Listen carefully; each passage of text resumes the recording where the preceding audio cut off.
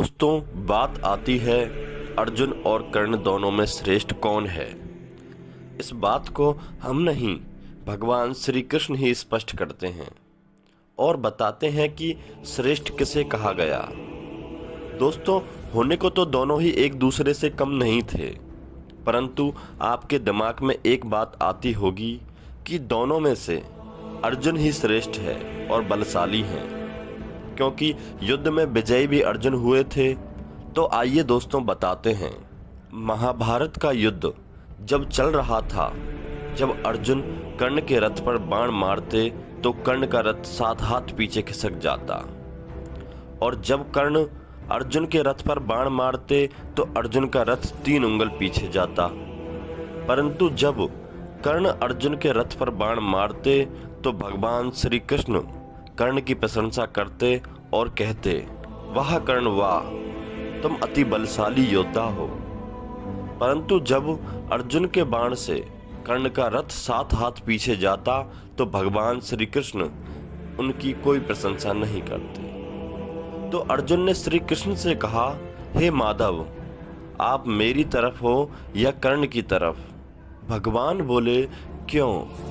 तो बोले, प्रभु, मैंने अपने बाणों से कर्ण के रथ को युद्ध भूमि से लगभग बाहर ही ढकेल दिया, और उसके प्रहार से मेरा रथ मात्र हिला ही है, तब भी आप उसकी प्रशंसा कर रहे हो, मेरी क्यों नहीं? तब भगवान मुस्कुराकर बोले, हे अर्जुन, तुम्हारे रथ पर स्वयं मैं विद्यमान हूँ। सारे ब्रह्मांड का भार तुम्हारे रथ पर है, और तुम्हारे रथ पर स्वयं पवन पुत्र हनुमान विराजमान हैं।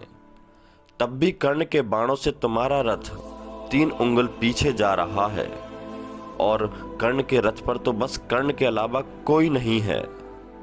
हे अर्जुन, जहां मैं खड़ा हो जाऊं, इस संसार में किसी योद्धा में ताकत नहीं जो मुझे 1 इंच भी पीछे कर सके, और मैं तुम्हारे रथ में बैठा हूं, फिर भी कर्ण ने हमारे रथ को 3 उंगल पीछे किया है, तो मैं कर्ण की प्रशंसा क्यों ना करूं? तो इस बात से ही भगवान श्री कृष्ण ने इस बात को पुष्ट कर दिया कि कर्ण और अर्जुन में से श्रेष्ठ कौन है और कौन बलवान है।